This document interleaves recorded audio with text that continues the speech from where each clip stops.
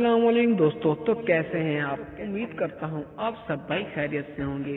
आज की इस वीडियो में हम आपको करेले के कुछ फायदे के बारे में बताएंगे। तो अगर आप इस चैनल पर नए हैं तो वीडियो को कर दें लाइक और चैनल को कर दें सब्सक्राइब।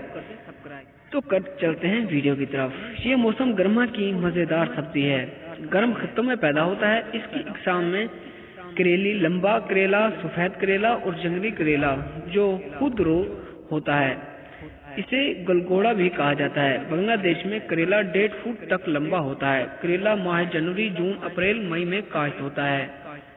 अब आ जाते हैं इसके तिब्बी फायदे की तरफ। इसका मिजाज खुश्क है। इसके रस में नमक मिलाकर पिलाने से कै और दस्तों का इफाका होता है। कुव्वत हाजमा को तेज करता है। करेला खाने से भूख खूब लगती है। जोड़ों के दर्द, फालिज, लकवा और दर्द रीह का खात्मा करता है। पेशाब लाता है, कब्ज का खात्मा करता है। बलगमी अमराज के लिए मुफीद है। इसे घी की बजाय तेल में पकाया जाए तो ज्यादा मुफीद और लजीज होता है। करेला यूं तो मौसम सरमा के वस्त तक होता है, लेकिन मौसम बरसात में इसके फायदे बहुत ज्यादा हैं। आमतौर पर यह सब्जी कीमे या प्याज के हमरा पकाई जाती है। करेले के बीज अगर सख्त हों तो इन्हें निकाल दिया जाए। करेला पकाने से पहले इसे नमक लगाकर धूप में रखने से इसकी करवाहट कम हो जाती है।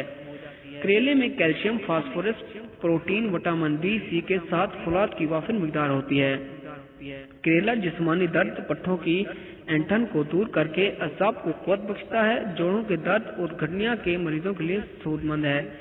ये बलगम को खुश करता है, पेट के कीड़ों को हलाक करता है, कुव्वत बाह को बढ़ाता है और वरम को तहलील करने में लासानी है। तो दोस्तों, ये थी हमारी आज की वीडियो। अगर आपको ये पसंद आए तो वीडियो को कर दें लाइक और चैनल को कर दें सब्सक्राइब।